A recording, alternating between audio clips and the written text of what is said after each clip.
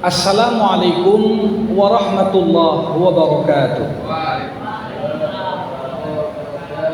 Alhamdulillahi rabbil alamin. Wa bihi nasta'in ala umuri dunya waddin. Summa salatu wassalam ala khairi man ba'athahu Allah rahmatan lil alamin sayyidil anbiya'i wal mursalin Rasulullah Muhammad sallallahu alaihi wasallam wa ala alihi wa ashabihi ajma'in. Allahumma 'allimna ma yanfa'una wanfa'na bima 'allamtana wa zidna 'ilma innaka antal 'alimul hakim. Bapak-bapak, ibu-ibu, saudara-saudari jamaah pengajian Jumat pagi di Masjid Ma'ul Haya yang dimuliakan Allah Subhanahu wa taala. Marilah kita tak hentinya bersyukur kepada Allah, seraya memanjatkan puja dan puji hanya kepadanya. Alhamdulillah ala kulli hal. Segala puji bagi Allah dalam kondisi apapun. Mudah-mudahan ketika lisan berucap hamdalah, hati bertambah rasa cinta, maka segenap anggota tubuh pun akan dapat kita gerakkan dalam rangka mewujudkan ketaatan kepada Allah.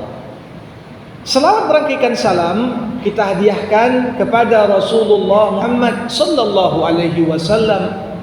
Allahumma salli wa sallim wa barik alaihi. Mudah-mudahan kita semua memperoleh syafaat baginda di yaumil akhir kelak nantinya. Jamaah rahimakumullah, tidak ada manusia kecuali mengharapkan kesuksesan. Namun kesuksesan ini sering sekali kita berbeda dalam mempersepsikannya. Apa sebenarnya hakikat sukses? Segolongan orang mungkin menganggap ketika dia punya tabungan sekian, deposito sekian, yang menjadi jaminan amannya dia pasca pensiun, mungkin dianggap orang sukses bagi sebagian kalangan. Yang lain mengatakan kalau dia dicitrakan baik, orang semua menghormati dirinya, dianggap itulah kesuksesan. Namun tentunya disinilah sebagai umat Islam kita patut bersyukur kepada Allah, karena ajaran agama kita mengarahkan dan membimbing kita untuk memahami sukses dengan komprehensif. Islam gak anggap sukses itu ketika banyak duit, ketika sekedar punya follower dan pengikut yang besar, bukan hanya ketika kita duduk pada posisi dan jabatan yang tinggi. Tapi Islam memperkenalkan kepada kita konsep kesuksesan komprehensif. Itulah yang dalam bahasa Quran disebut falah. Jamaah rahimakumullah, coba bayangkan 5 waktu sehari semalam seorang muazzin mengumandangkan dari masjid-masjid seruan dan ajakan untuk kita bukan hanya agar sholat, tapi menjemput kesuksesan komprehensif. Tatkala dia berucap hayya 'alal falah, ayo sama-sama kita raih kesuksesan yang komprehensif ini. Tentunya bagaimana kriteria, bagaimana karakteristik orang-orang yang sukses, bukan hanya konteks di dunia, tapi juga sukses di akhirat. Inilah yang kemudian secara terperinci Allah Subhanahu wa taala sampaikan kepada kita secara detail di awal surah Al-Mu'minun. Di jumpa kita pagi hari ini insyaallah kita akan menggali kalau mau sukses dunia akhirat, sukses di berbagai aspek kehidupan, apa karakter kesuksesan yang perlu kita bina pada diri kita. Allah Subhanahu wa taala dari ayat pertama hingga ayat ke-12 dari surah Al-Mu'minun menyebutkan beberapa ciri orang sukses. Yang pertama, Allah katakan, qad aflahal mu'minun, sungguh sukses dan beruntunglah orang-orang yang beriman. Jadi ini harus menjadi suatu gambaran bagi kita. Ketika seorang itu beriman, keimanan bukanlah penghalang untuk sukses. Justru sebaliknya, ketika seorang punya modal keimanan yang baik, selangkah dia lebih dekat untuk menggapai kesuksesan. Kenapa? Karena karakter orang yang mukmin itulah karakter orang-orang yang sukses. Jadi kalau kita lihat, nampak ada orang tak solat, nampak ada orang semua aturan agama dilanggar, tapi dikesankan seakan-akan dia sukses, maka itu hakikatnya adalah fatamut kan? Nampak dari kejauhan seperti itu, tapi di saat kita mendekat, melihat dengan lebih detail dan terperinci, kita akan temukan justru modal sukses adalah keimanan. Keimanan yang mewarnai cara kita berpikir, keimanan yang mewarnai cara kita bersikap, bahkan keimanan yang mewarnai bagaimana kita menata setiap perkataan yang terucap. Nah, di ayat kedua dan berikutnya, mulailah Allah Subhanahu wa taala merincikan kepada kita bagaimana pengejauhan tahan iman yang mengantarkan kesuksesan. Di ayat kedua Allah katakan, alladzina hum fi salatihim khashi'un.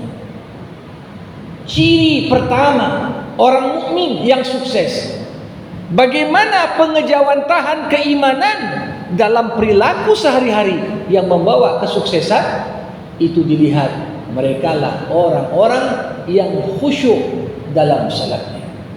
Jamaah rahimakumullah, hampir semua agama mengenal konsep solat. Karena solat secara bahasa artinya doa. Ada solatnya orang Yahudi, ada solatnya orang Nasrani, bahkan agama-agama budaya pun mengenal yang namanya konsep doa dan solat. Tapi tidak ragu sedikit pun kita katakan, solat bukan sekedar ritual.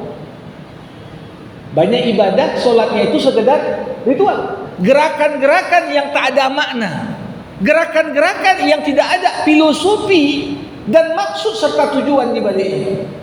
Tapi tidak dengan gerakan solat.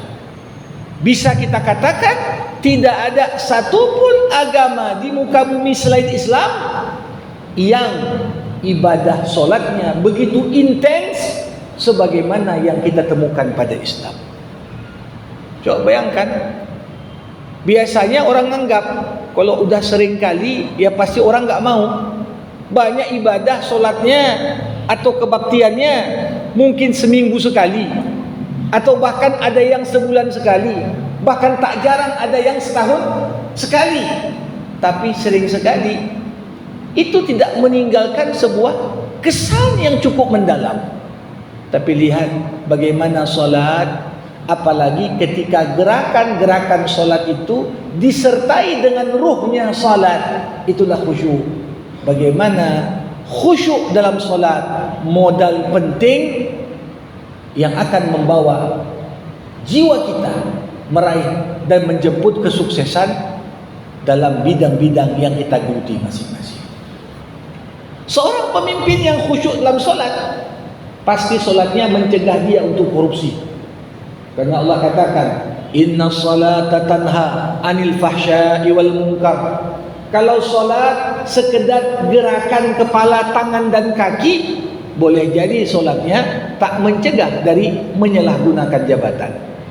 Ketika solatnya hanya sekedar bacaan dan gerakan tanpa ada ruh dalam solatnya, boleh jadi apapun yang dikerjakannya setelah solat tidak terbayangkan di hadapannya bagaimana beratnya pertanggungjawaban dia di saat dalam solat dia berhadapan dengan Tuhannya. Allahu Akbar, tanda takbiratul ihram. Dia masuk dalam solat, membawa penyalahgunaan jabatan, membawa korupsi yang ada, apakah yang bersangkutan tak malu di hadapan Tuhannya? Ini makna solat mencegah perbuatan keji dan mungkar. Seorang ayah, seorang ibu, ketika dia solat berhadapan di hadapan Allah, terbayang apakah dia sudah didik anaknya dengan sebaik-baiknya? Apakah dia bisa pastikan anaknya yang laki-laki ataupun perempuan tidak menjadi bahan bakar neraka jahanam? Qu anfusakum wa ahlikum nara, peliharalah dirimu, keluargamu dari api neraka. Waquduhan nas wal hijarah, bahan bakarnya apa? Manusia dan bebatuan. Uiddat lil kafirin, itu semua disiapkan Allah untuk orang-orang yang kafir. Jamaah rahimakumullah. Jadi solat yang khusyuk ini adalah kunci. Banyak dulu ketika suami istri dalam ketaatan ditunjukkan dari komitmennya salat dengan khusyuk. Dulu banyak istri para sahabat ketika melepaskan suaminya bekerja, apa pesan istri? Wahai suamiku, jagalah yang kau bawa pulang untuk kau nafkahan kepada kami adalah dari yang halal. Sesungguhnya kami yang menunggu di rumah tahan untuk lapar, kami tak tahan untuk terkena api neraka. Ini kita lihat. Jadi sukses itu diawali dari salat. Karena salatlah hubungan yang paling intim antara Allah dengan hambanya. Makanya dikatakan oleh Muhammad Iqbal, seorang penyair asal Pakistan, kalau kau ingin Allah mendengar ucapanmu, maka berdoalah. Dan kalau kau ingin agar Allah mendengarmu dan kau ingin mendengar perkataan Allah, maka solatlah. Jadi ketika kita berdoa, kita minta Allah dengar cakap kita. Tapi di saat kita salat, sesungguhnya Allah yang sedang bicara lewat ayat yang kita bacakan dalam salat kita. Jadi ini kunci pertama untuk menggapai sukses. Orang yang sukses, orang mukmin yang sukses, orang yang khusyuk dalam salatnya. Yang kedua, walladzina hum 'anil lagwi mu'ridun. Bagaimana keimanan itu membawa karakter pribadi yang sukses? Keimanan yang telah mengakar dalam hati akan menjadikan kita senantiasa menjauhkan diri dari segala bentuk kesia-siaan. Jadi orang mukmin itu, Bapak Ibu, betul-betul orang yang waktunya itu sangat produktif. Dia tak ingin sedetik pun berlalu dari hidupnya tidak ada untungnya untuk akhirat, tidak pula ada untungnya untuk dunia. Jadi kalau kita lihat, tiap manusia di muka bumi Allah kasih sehari semalam 24 jam.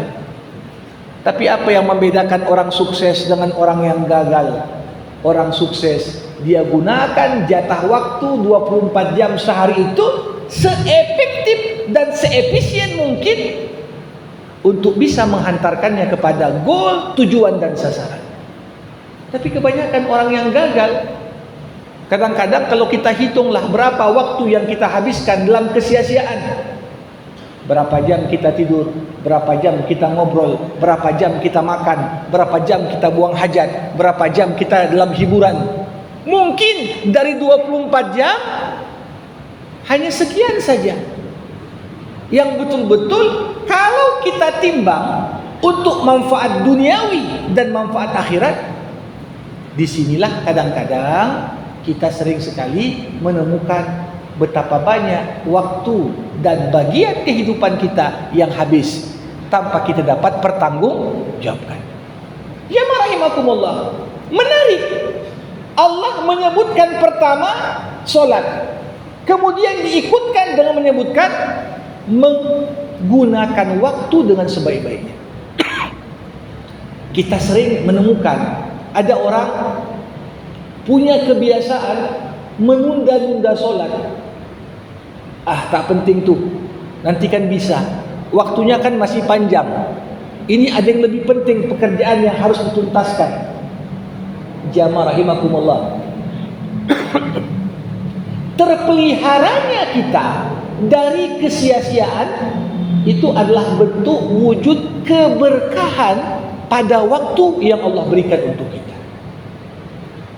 Saya sering kadang-kadang merenung begini Bapak Ibu.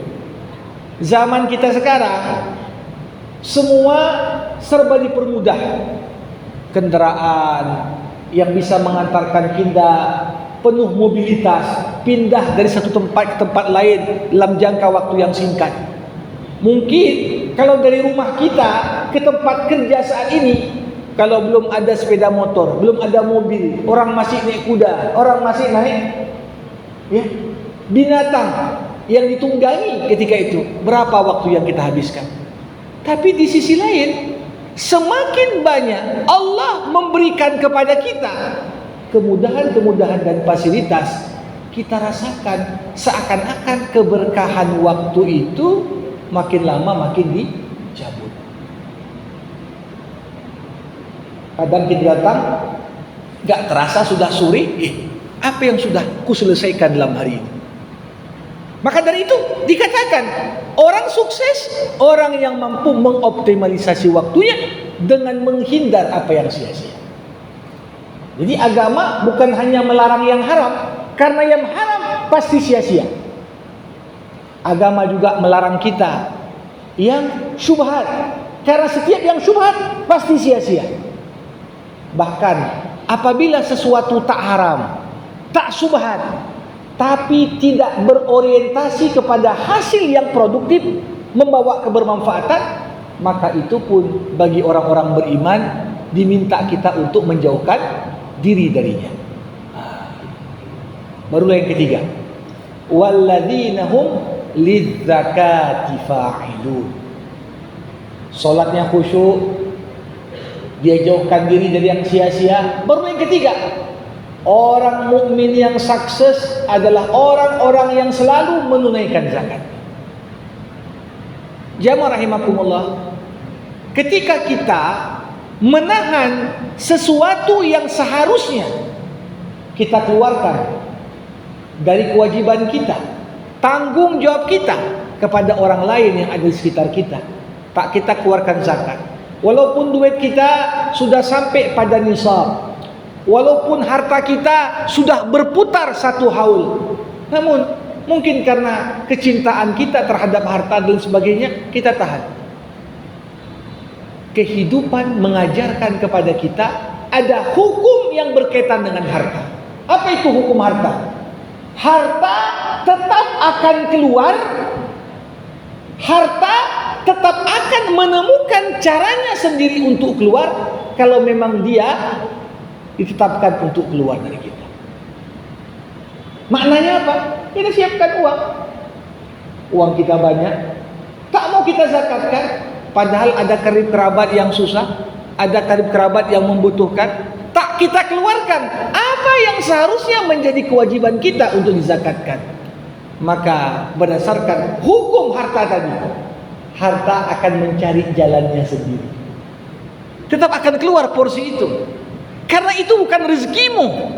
Itu adalah bagian yang seharusnya diterima orang lain yang Allah titipkan lewat hartamu. Maka boleh jadi seharusnya harta yang kita zakatkan menjadi sebab Allah berikan kesuksesan. Betapa banyak harta yang tidak disalurkan dengan tepat menjadi sebab kehancuran. Ya rahimakumullah, para ulama mengatakan, siapa orang yang paling menyesal ketika dia meninggal dunia nanti?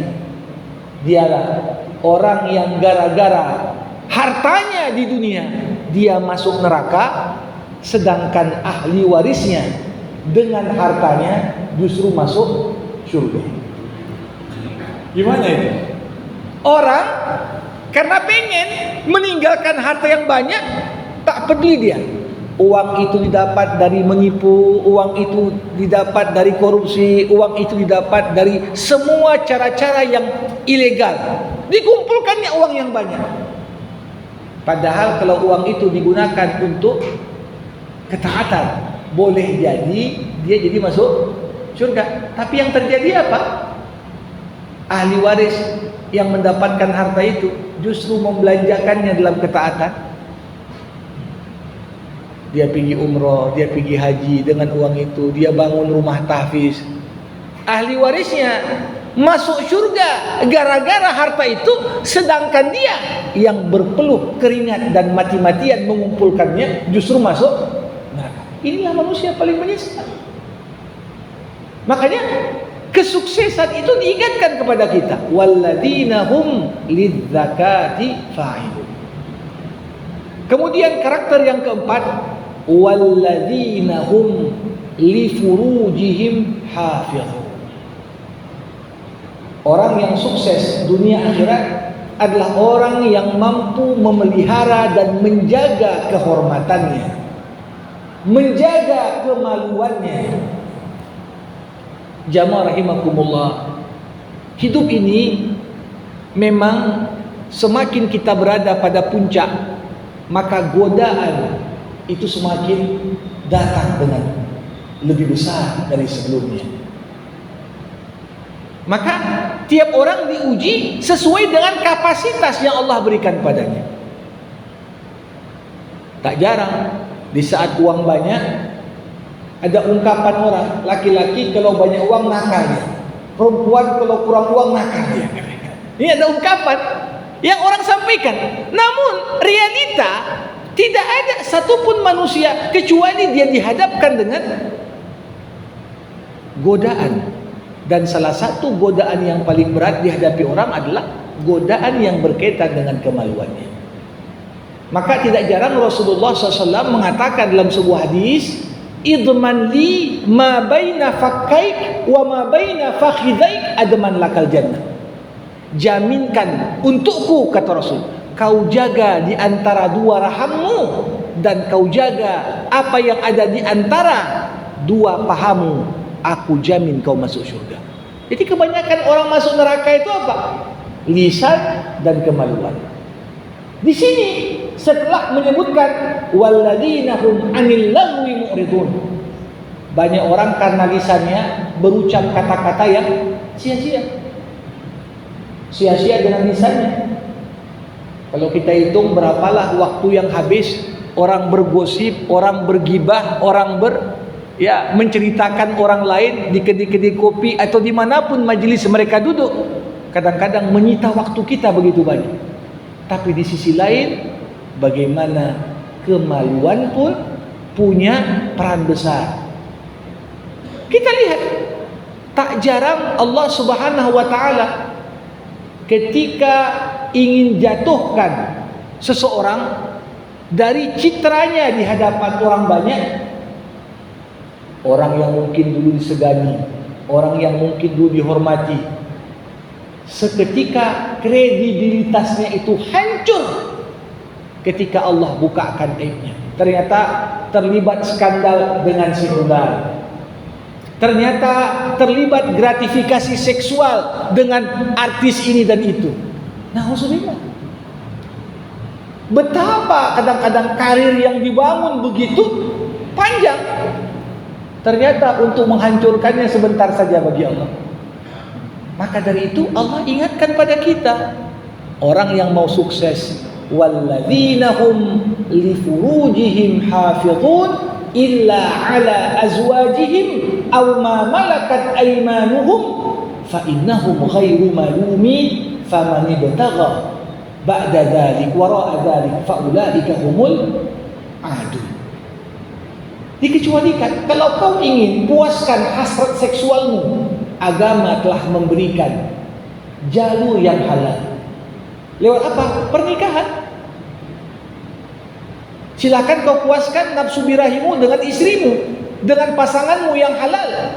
Tapi siapa yang mencari kepuasan di lain jalan yang halal, maka mereka itulah orang-orang yang kata Allah, tergolong kelompok yang melewati batas.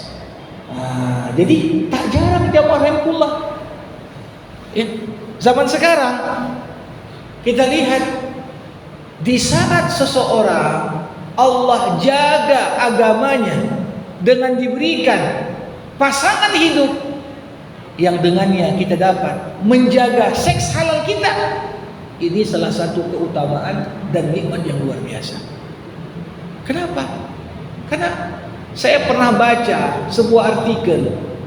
Ini cerita tentang anak yang lahir di luar kawin di Eropa. Itu jumlahnya sudah hampir melebihi 2/3 dari penduduk. Artinya ini kaitan dengan nasab, kaitan dengan banyak faktor, dan tentunya itu juga berpengaruh terhadap terbentuknya karakter. Maka ini sesuatu yang kalau kita lihat penting untuk kita jaga. Selain bagian dari ajaran agama kita, ternyata itu dalam jangka panjang adalah salah satu faktor penting yang bisa membimbing kita meraih kesuksesan komprehensif. Jamaah rahimakumullah. Kemudian Allah Subhanahu wa taala melanjutkan lagi, walladzina hum li amanatihim wa ahdihim ra'un. Orang-orang yang sukses siapa? Orang yang beriman, yang selalu komitmen memenuhi janji dan menjunjung dan mengamalkan dengan baik setiap amanah yang dibebankan kepadanya. Tidak ada satupun manusia, kalau kita melihat lebih dalam pada diri kita, kecuali kita semua adalah pemikul amanah. Sebagai anak, ada amanah anak kepada kedua orang tuanya. Sebagai suami, ada amanah suami ya kepada atas istrinya. Ada amanah ayah kepada anak-anaknya. Sebagai istri, ada amanah melekat pada diri kita atas suami-suami kita. Begitulah. Itu baru cerita tentang orang yang paling dekat dalam kehidupan kita. Ketika kita di lingkungan kerja, ada amanah pimpinan instansi tempat kita bekerja terhadap kita. Apa yang menjadi tanggung jawab untuk kita kerjakan? Ketika kita bermasyarakat, ada amanah tetangga terhadap diri kita, karena nggak mungkin kita tinggal sendirian. Ada amanah pemimpin-pemimpin di masyarakat kepada kita. Tanggung jawab kita kepada Kipling, RT, kepada lurah, kepada camat, hingga kemudian kepada pemimpin tertinggi di sebuah negara. Ketika kita punya ilmu, ada amanah ilmu pada diri kita untuk menyampaikannya kepada yang belum tahu. Ketika kita dapat amanah Islam, ini pun amanah. Sudahkah kita tampilkan perilaku Islam yang baik untuk mengajak orang lain ya menjadi bagian dari ya, umat ini? Karena banyak ungkapan indahnya Islam justru tertutupi dengan perilaku umat Islam. Kenapa? Karena yang dilihat umat Islam yang tak amanah. Jadi bisa kita bayangkan amanah antar sesama manusia itu hampir tidak ada batasnya. Belum lagi amanah kita kepada Allah. Ketika kita di alam ruh, ditanya Allah kepada semua arwah yang ada, alastu bi rabbikum, bukankah aku ini Tuhan kalian? Semua dari kita berjawab, qalu bala syahidna, kami bersaksi ya Allah, kaulah Tuhan kami satu-satunya. Itu amanah. Makanya jamaah rahimakumullah, tidak ada ketenangan dalam hidup ini kecuali ketika kita hanya mengesahkan Allah yang Maha Esa. Kalau dalam hati ini kita tempatkan ada satu pihak yang sejajar dengan Allah atau lebih menentukan daripada Allah, hidup kita ini gak akan pernah tenang. Kenapa? Karena kita menyelewengi amanah. Berapa banyak orang mungkin melakukan tabrak lari, tapi walaupun dia tidak dibawa ke ranah hukum. Kira-kira orang yang menabrak orang lain sampai meninggal dunia, kemudian dia tak bertanggung jawab, mungkin gak orang tersebut akan hidup tenang? Tidak. Boleh jadi dia akan melalui malam-malam yang berat, tak bisa tidur, walaupun mengunyah banyak sekali obat penenang, tetap ada rasa bersalah yang menghantuinya. Kenapa? Itu amanah. Bagaimana Allah Subhanahu wa taala berikan amanah pada tiap individu dari kita. Walladzina hum li amanatihim wa ahdihim ra'un. Makanya setiap orang yang berjanji, ketika dia tak penuhi janjinya, dia pun takut. Setiap orang dapat amanah jabatan, di masa dia bertugas dia tak penuhi amanah itu, maka dia pun akan dihantui oleh ketakutan. Setelah aku tak menjabat, bagaimana kalau kasusku dibongkar orang? Ini semua kaitan. Agama mengingatkan kepada kita, orang sukses, orang yang sadar akan amanah yang ada di pundaknya. Walladzina hum ala salawatihim yuhafizun, kata Allah. Ciri yang terakhir, merekalah orang-orang yang selalu menjaga solatnya pada waktunya. Dan sebaik-baiknya kita menjalankan solat adalah di awal waktunya. Ayyu amalin afdalu, Rasulullah mengatakan as-salatu fi awwali waktiha. Solatlah kau di awal waktu. Dan ini pula yang saya katakan tadi, orang biasakan dengar azan langsung solat, maka insya Allah keberkahan waktunya pun akan terjaga. Tapi ketika kita anggap solat urusan yang kesekian, apa yang terjadi? Kita alokasikan banyak waktu untuk pekerjaan, namun ketika tanggung jawab kita kepada Allah tak kita tuntaskan, Allah cabut keberkahan dan efisiensi waktu dari apa yang mungkin kita habiskan. Nah, jadi termasuk karakter orang yang sukses dimulai dari kedisiplinannya dalam solat. Kalau solat melatih kita jadi pribadi yang disiplin waktu, maka pastinya kita pun akan disiplin dalam menuntaskan segala apapun pekerjaan yang mungkin belum kita selesaikan. La tuakhir amalaka ilal ghad ma takdir an ta'malahu al-yawm. Nabi berpesan, jangan pernah kau tunda-tunda pekerjaanmu sampai besok hari apa yang dapat kau tuntaskan hari ini. Nah, ini bagian dari karakter orang solat. Disinilah Allah kemudian mengatakan, ulaika humul warithun alladzina yarithunal firdaus hum fiha khalidun. Mereka itulah orang-orang yang memiliki karakter orang-orang yang sukses di dunia maupun di akhirat. Orang yang khusyuk dalam solatnya, orang yang meninggalkan segala yang sia-sia, ucapan, perbuatan, tindakan, orang yang selalu menunaikan zakatnya, orang yang selalu menjaga kehormatan dan kemaluannya, orang yang selalu menjunjung tinggi amanah dan memenuhi janjinya, orang yang selalu disiplin dalam waktu solatnya. Merekalah, kata Allah, yang akan mewarisi syurga Firdaus, dan Allah akan kekalkan mereka di dalamnya. Jamaah rahimakumullah.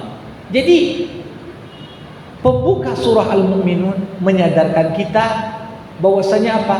Semakin kita komit terhadap ajaran agama kita, insya Allah itu bagian dari modal penting bagi kita, bukan hanya bahagia di akhirat, tapi juga menjemput kesuksesan di dunia.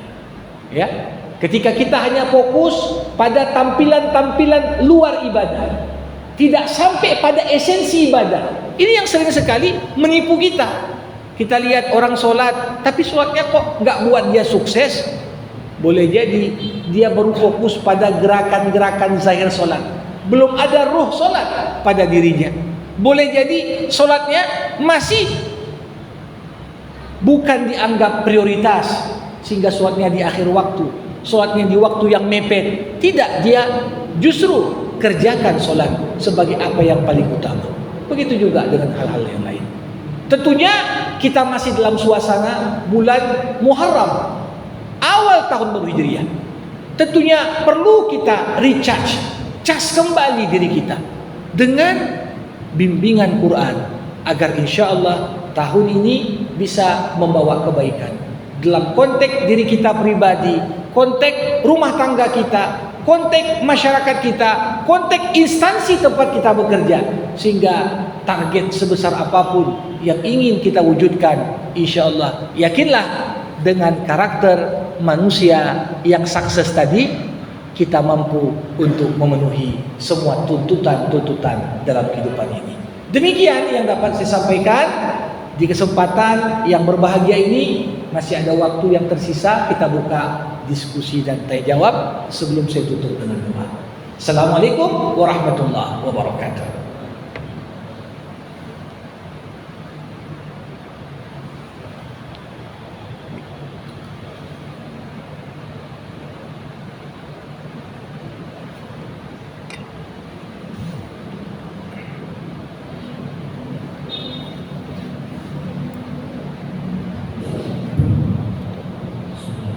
Assalamualaikum warahmatullahi wabarakatuh. Waalaikumsalam warahmatullahi wabarakatuh.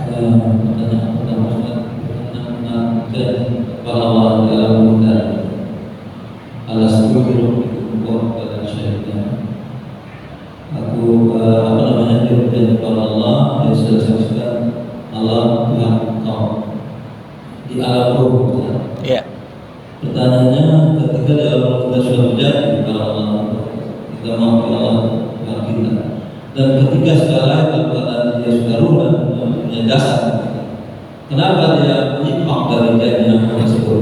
Apa kira-kira yang menyebabkan kondisi itu bisa menyimpang? Karena itu alam ruh di alam ruh sudah dekat. Yang pertama, terus kemudian yang kedua, Ustaz, berkenaan dengan masalah tadi Ustaz sampaikan beberapa ayat Al-Quran tadi yang menyatakan kesuksesan kita tentukan beberapa hal tadi. Tapi kita lihat hari ini, Ustaz, fenomena yang terjadi justru kita ingin sesuatu yang kita harapkan, tapi justru muncul lagi yang di luar itu. Artinya apa? Orang-orang yang justru yang hari ini secara harta, secara kemampuan, secara finansial dia sukses dengan hal yang itu, tapi tidak meninggalkan itu tadi. Ini gimana, Pak? Artinya apa? Ketika kita sudah menjalankan setengah sungguh-sungguh, tapi toh juga mereka yang mendapatkan hal secara fisik, finansial tadi memenuhi kriteria kesuksesan tadi. Makasih. Assalamualaikum warahmatullahi wabarakatuh. Waalaikumsalam warahmatullahi. Bapak Ibu rahimakumullah. Terkait pertanyaan pertama, perjanjian primordial yang terjadi di alam ruh di saat Allah berkata dan bertanya kepada semua ruh-ruh yang ada, alastu bi rabbikum? Kita semua menjawab, qalu bala. Kami bersaksi ya Allah, Engkau adalah satu-satunya Tuhan kami.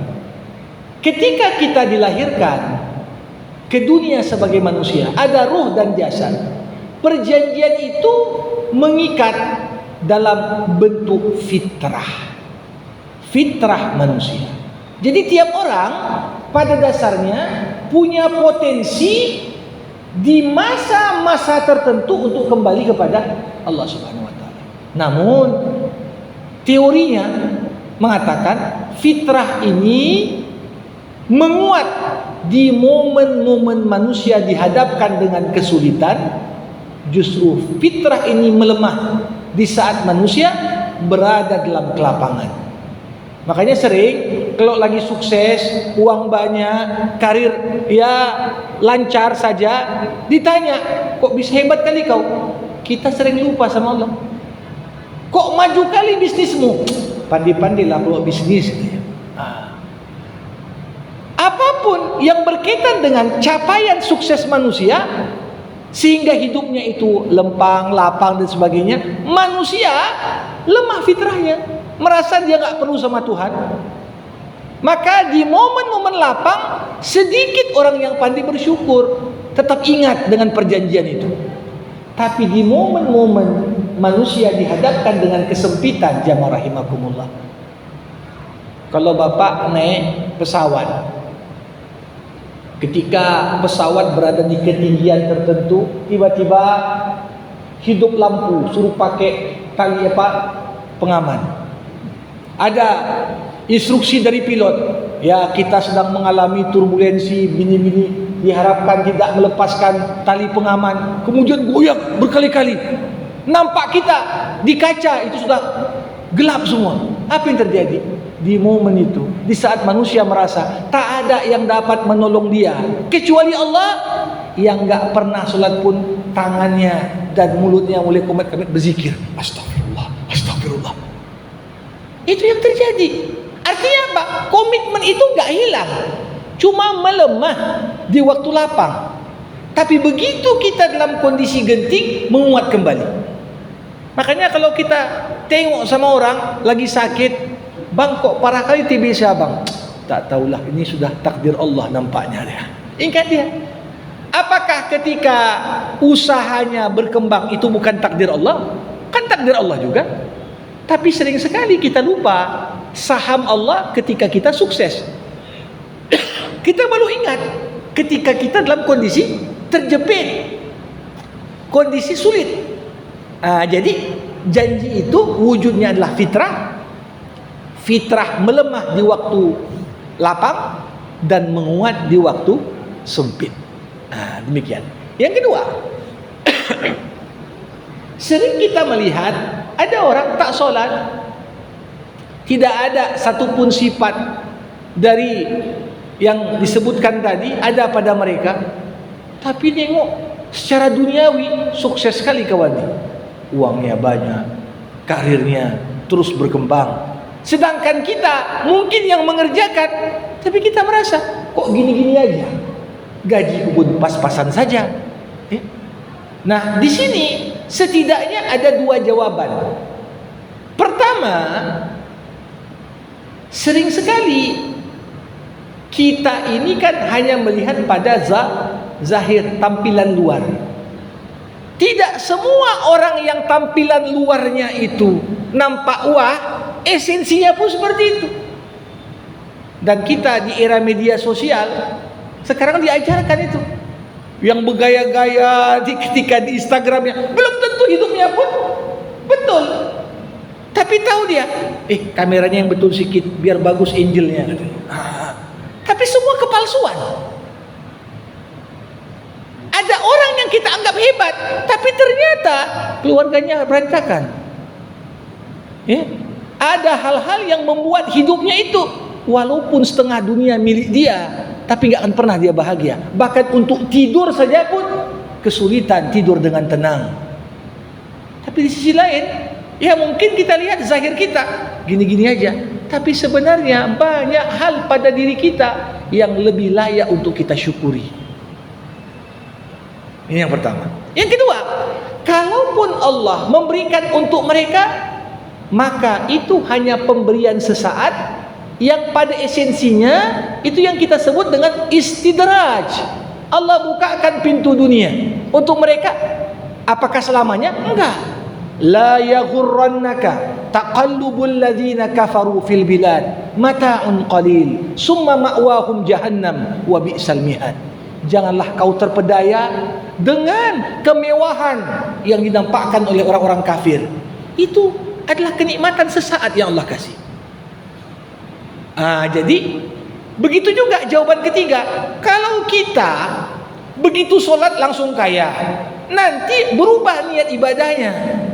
Niat ibadahnya supaya kaya, bukan supaya menjadi hamba Allah.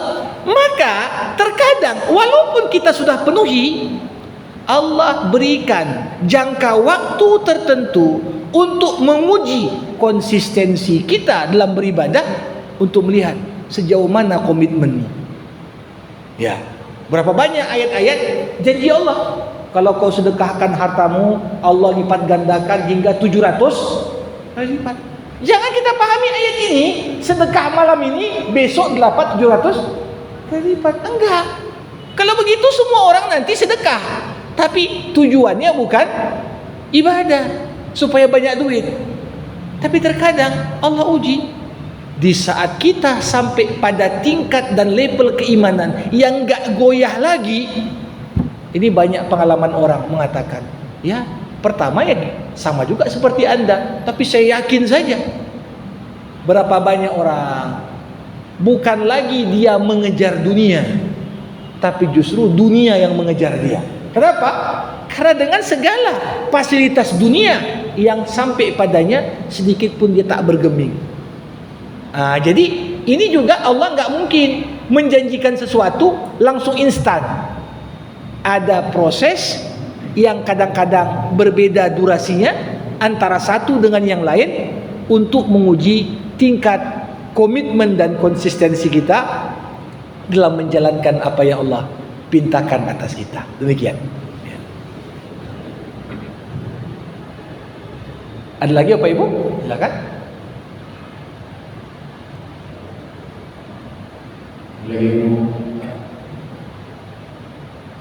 Ya.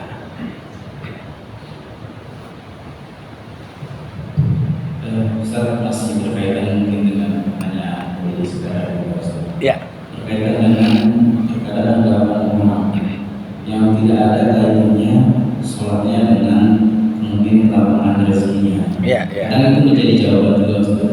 Tidak ada hubungan sholatmu dengan rezekimu duniawi. Ya. Apakah benar jawaban Ustaz? Ya. Jamaah rahimakumullah. Ada beberapa hal disebutkan Allah dalam Al-Quran punya korelasi dan hubungan yang positif dengan sholat, dengan rezeki. Yang mana kalau kita amalkan amalan-amalan tersebut, Allah Subhanahu wa Ta'ala campur tangan untuk membukakan pintu rezeki kita. Salah satu amalan itu apa? Salat. Apa kata Allah? Wa'mur ahlaka bis-salati wastabir 'alaiha. La nas'aluka rizqa, nahnu narzukuk. Perintahkan keluargamu untuk salat dan sabar-sabarlah engkau ketika mengajak anggota keluargamu untuk salat. Kami enggak tuntut rezeki darimu, kata Allah. Justru kamilah yang akan memberikan rezeki untukmu. Nah, ini ayat ini disimpulkan oleh para ulama bahwasanya apa? Rezeki kita punya kaitan dengan sholat. Ya, mungkin sholat kita udah baik, tapi udah nggak kita laksanakan tanggung jawab kita. Gimana sholat istrimu? Gimana sholat suamimu?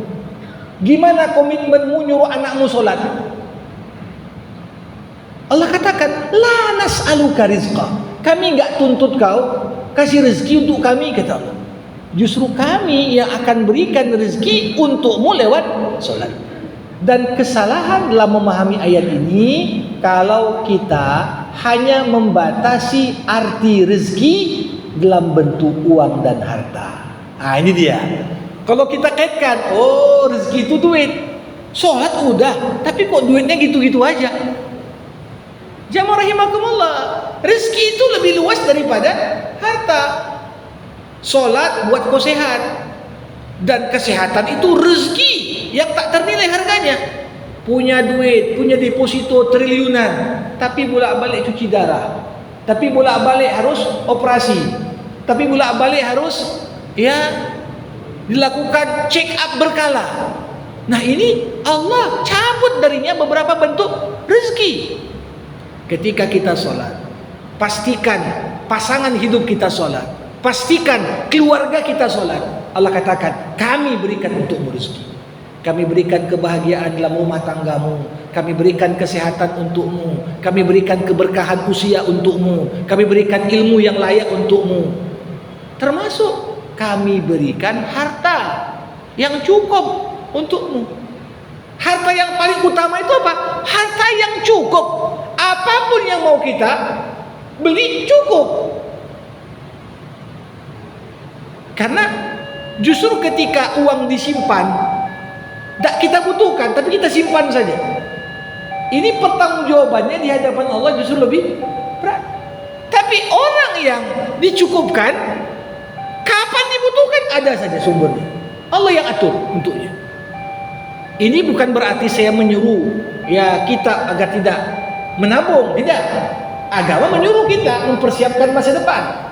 Tapi jangan sampai dengan semakin banyak tabungan berkurang tingkat ketawakalan kita sama Allah. Karena merasa gak perlu kalinya sama Allah, duit pun dah banyak simpanan. Kalau Allah mau, sebentar dia bisa hilang itu. Nah, jadi ini yang ingin saya sampaikan. Ada keterkaitan. Seperti ada keterkaitan antara rezeki dengan istighfar. Ada enggak keterkaitan? Ada. Dulu ada Imam Hasan Basri. Bertanya salah satu muridnya, Imam, kampung kami sudah lama tak turun hujan. Gimana? Apa yang harus kami lakukan? Hasan Basri jawab, banyak-banyak istighfar. Ada penanya kedua, Imam, aku sudah sekian tahun menikah, belum punya anak. Apa yang harus kami lakukan? Dijawab lagi, banyak-banyak istighfar. Yang ketiga ngomong lagi, kampung kami beberapa tahun terakhir asyik gagal panen saja. Apa yang harus kami lakukan? Kembali dijawab, banyak-banyak istighfar.